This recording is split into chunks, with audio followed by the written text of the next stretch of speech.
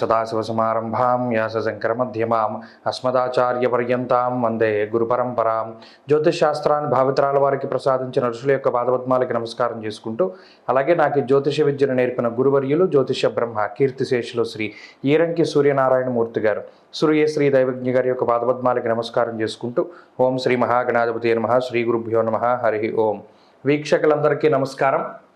July నెల 14వ తారీఖు లగాయతు July 20వ తారీఖు వరకు ఉండేటువంటి గ్రహగతుల ఆధారంగా ద్వాదశ రాశుల వారికి ఈ వారం ఏ విధమైనటువంటి శుభాశుభ ఫలితాలు కలగబోతూ ఉన్నాయో ఈ కార్యక్రమం ద్వారా తెలుసుకుందాం. వృశ్చిక రాశి వారికి ఈ వారం సాధారణమైనటువంటి గ్రహస్థితి గోచరిస్తూ ఉన్నది.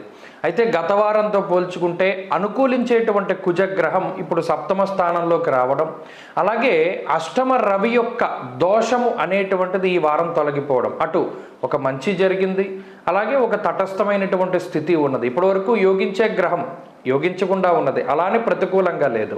అలాగే ఇప్పటి వరకు ప్రతికూలంగా ఉన్నటువంటి గ్రహం ఆ స్థానాన్ని వదిలిపెట్టి వెళ్ళడం, దీనివల్ల సాధారణమైనటువంటి స్థితే కలుగుతుంది. యోగించేటువంటి గ్రహాలను గనక చూసుకుంటే గురుచంద్రుల యొక్క బలం మాత్రం ప్రధానంగా కనబడుతూ ఉన్నది. దానివల్ల ఈ రాశి వారికి ఈ వారంలో ఉండేటువంటి పరిస్థితులు అనగా ఆదివారము సోమవారము ఈ రాశి వారికి కొంత శ్రమ అనేటువంటిది కనబడుతూ ఉన్నది. ఉద్యోగపరంగా వ్యాపార పరంగా కొంత ఎక్కువగా శ్రమ పడడానికి అవకాశం ఉంటుంది. ఇక మంగళవారం లగాయతు గురువారం వరకు ఉండేటువంటి పరిస్థితులు ఈ రాశి వారికి చాలా అనుకూలంగా ఉన్నాయి. అంటే మానసిక ప్రశాంతత ఎక్కువగా ఉంటుంది. నచ్చినటువంటి వ్యక్తులతోటి సంభాషణ చేస్తూ ఉండడం, నచ్చినటువంటి ప్రాంతాలకు వెళుతూ ఉండడం, ఇలా మానసికమైనటువంటి ప్రశాంతతని పొందేటువంటి పరిస్థితులన్నీ ఈ వారంలో మంగళవారం నుండి గురువారం వరకు కనబడుతూ ఉన్నాయి. ఇక ఈ వారంలో ఉండేటువంటి ఆర్థిక పరిస్థితులను గనక చూస్తే సామాన్యమైనటువంటి స్థితి గత వారాల్లో ఏ విధంగా అయితే ఉన్నదో, అయితే కొంత ఖర్చులు తగ్గడాన్ని ఈ వారం ప్రత్యేకించి మనం చూడవచ్చును. అలాగే కుటుంబ సంబంధమైనటువంటి వ్యవహారాల్లో ఇబ్బందులు తగ్గుముఖం పట్టడం, ఆరోగ్యపరమైనటువంటి సమస్యలు తగ్గుముఖం పట్టడం ఇత్యాది విషయాలన్నీ కూడా కొంత అనుకూలంగా ఈ వారం మనం వృశ్చిక రాశి వారిలో చూడవచ్చును. ఈ రాశి వారికి ప్రత్యేకించి అటు చదువర్లకు కానీ విద్యార్థులు మౌఖిక పరీక్షలు లేకపోతే మరి ఏ ఇతరత్ర పరీక్షల కోసం విదేశీ యానం కోసం ప్రయత్నం చేసేటువంటి వారికి అనుకూలమైనటువంటి ఫలితాలే ఈ వారంలో కనబడుతూ ఉన్నాయి. ఉద్యోగస్తులకి వ్యాపారస్తులకి ఉండేటువంటి పరిస్థితులు మిశ్రమంగా గోచరిస్తూ ఉన్నాయి. కొంత ఒత్తిడి ఉంటుంది, ఒత్తిడిని అధిగమించి పనులు చేసుకుంటూ ఉంటారు. ఏదేమైనా శ్రమకి తగినటువంటి ప్రతిఫలం అనేటువంటిది ఈ వారంలో కనబడుతూ ఉంటుంది.